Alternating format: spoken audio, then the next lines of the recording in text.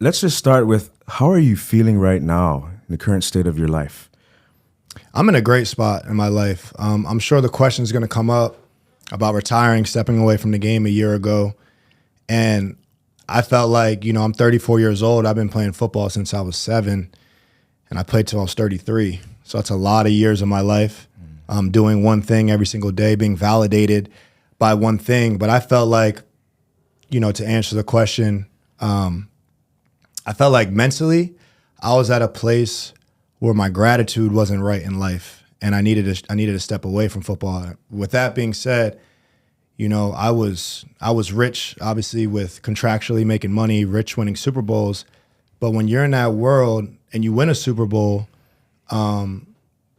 after a week or two, you get back to work because, like, the Philadelphia Eagles are realizing, okay, now we're 0-0. We have to go do it again, and you're always in that state of like doing it again. And as my career was going on and I was checking off boxes of buying my first house, signing my first multi-million-dollar contract, winning 2 Super Bowls, I'm knocking these off at 22, 23, 24, 25 years old, having kids, married to my wife, like doing everything you think you want to do in life.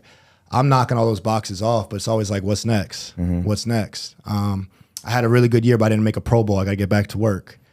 We won the game, but I didn't play well. I missed that play at the end. I got to get back to work. I played really well, but we lost the game, so that's all that matters. I got to get back to work. So I realized I wasn't having gratitude for what I was doing. As I was getting older, trying to prove more people wrong and try to get back to work. Well, stepping away from the game has allowed me to realize everything I've accomplished, allow me to appreciate the time with my kids and my wife every single day, and look back and pat myself on the back more this past year than I probably did over an 11-year career. So to me, that's why I said I'm as good as I've ever been. I'm richer in life than I've ever been, than even the years I was playing. Wow. Sometimes it takes, the thought process in hindsight to really understand, the greatness of what you have, and the gratitude is what you're talking about. I was thinking about who you are, and not everyone watches the NFL. So not everyone knows who Logan Ryan is. For somebody that doesn't know, for some of our viewers, you're going to be exposed to a whole different demographic. How would you explain, if somebody asked, who is Logan Ryan? What would your answer be? A family man. I'm just trying to do everything, trying to be just like everyone else, go out there and support my family and come home and enjoy the time. And I try to be balanced, and I'm very purposeful in what I'm trying to do. I really think about my last name a lot and what that means. I don't want to embarrass my family or put any shame on my name, or how my parents raised me, or how my wife loves me, or my kids. My kids go to school, and I don't want them to see their dad's name in the news or whatnot for anything but positive things. So I try to be as down to earth as possible. And I know a lot of athletes and celebrities try to be different but I try to almost be like, bro, we're not different. I just worked really hard at something, had a skill that I worked really hard at, got compensated. But after I come home from work, I'm trying to do what everyone else got to do, and spend that time and appreciate it. Okay. Excellent. So the NFL or being a pro ball player doesn't define you? No, it doesn't. But, when you're focused on it and you're trying to be the best what you want to be. But I just viewed it as a chapter in my life. Like, I went pro. Like, I started playing football when I was 78 years old, and then I got to college, at 18. So from 8 to 18, I'm just playing the game, learning the game.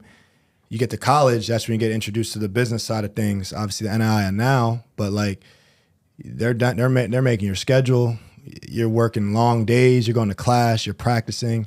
It becomes real hard work, and a lot of people aren't used to the work. They're used to just playing for fun. And then when you get out of college, I went pro at 21 years old.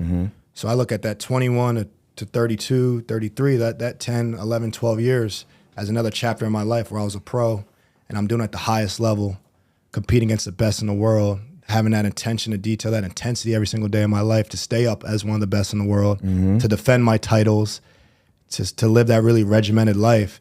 And now I'm 34 years old with a whole new chapter. Now it's a blank slate. Now I can do what I want. I have the time and money and ability to kind of do what I want to do, be like the author of my schedule every day now. So it's pretty cool. Wow. What do you think about collegiate players making money? I'm a fan of it, honestly, because I felt like, we really struggled in college, like financially, like we couldn't earn any money outside of what we were getting on stipend and whatnot. And I mean, my wife would tell you, like, she was taking me grocery shopping. Like, I had no money at all in college. Really struggling. I would get my little check, pay the rent. That'd be 3/4 of it, and I gotta survive off $400 for 6 weeks or something like that. Yeah, you have some meals paid for and stuff, but you still need some change to do some other things, get gas money to, you know. So it was really a struggle when we were in college. So I always felt like, if these quarterbacks are worth $4 million, $3 million, who was getting that money before? Yeah. Right? If the players are getting this share, we know they're not getting a majority of it. Who was making the $100 million off players' backs before, off the jersey sales before? So I think if you can sell a jersey, you should get some of the profits of it. If you can pack a stadium, you should get some of the ticket sales. If you're that good at what you do and people want to watch it, you definitely deserve to cut the income. Now, can they control it? That's a whole nother story of how the NIL is kind of the wild, wild west, but I have no problem with the players getting the money. Okay, I like that. You know, I always thought about it, man. Like, when you're so young and you're getting all this money, you really need good people around you. Yeah, I mean, any time in life, you know, when you're getting money, you need some people around you to keep you humble. And I just think I don't think money really changes people. I think it exposes what they really want. And if you're someone that's somewhat selfish or wants, you know, status and cars and clothes and women, money can help you get all that. You know what I'm saying? If you're someone that wants to help your family or help your community, money can help you do that. So the money just makes it easier to attain what you want to attain. And yeah, 17, a lot of teenagers, 18, really might not make the best decision, but there's some 30-year-olds that might not make the same decision. You give them $1 million. True.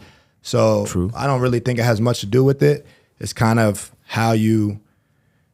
what matters to you, you know, and obviously there's more temptation with money in life. And you got to have a solid root, solid system, like you said, some solid people around you.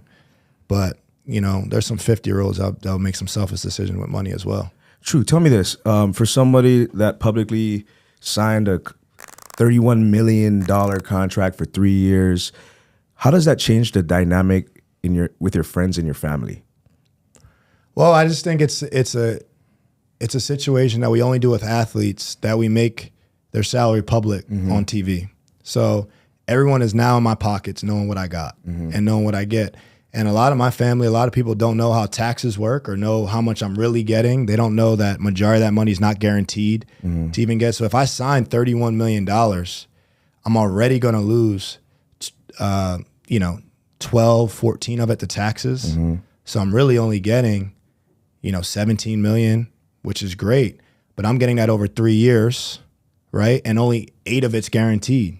So if I break my leg, I really only signed an $8 million deal, not 31, because they might cut me and I don't see the rest of the money, right? We don't have fully guaranteed salaries. Only so much of it's guaranteed. Now, look, $8 million, you can't complain about that, but it's not the $31 million that everyone thinks. So I can't give all my homies $500,000. Yeah. If I only got $8 million to live on for the rest of our life. Also, players are like teachers, and our salaries are only seasonal. So we get paid over 16 weeks or 17 weeks, right? So that's only 4 months out the year. That's 7 months we don't have a paycheck. So if you don't balance that money out throughout the year, a lot of guys go broke in the offseason because they're spending it every week like it's coming in, but they don't realize you got to go balance that money out, not only for the offseason, but for the rest of your life, because it's our biggest earning opportunity in our lives. So there's a lot of that you got to learn and have some people around you and just study on yourself. But it's a very difficult situation when the whole world knows what you make. Wow. Interesting.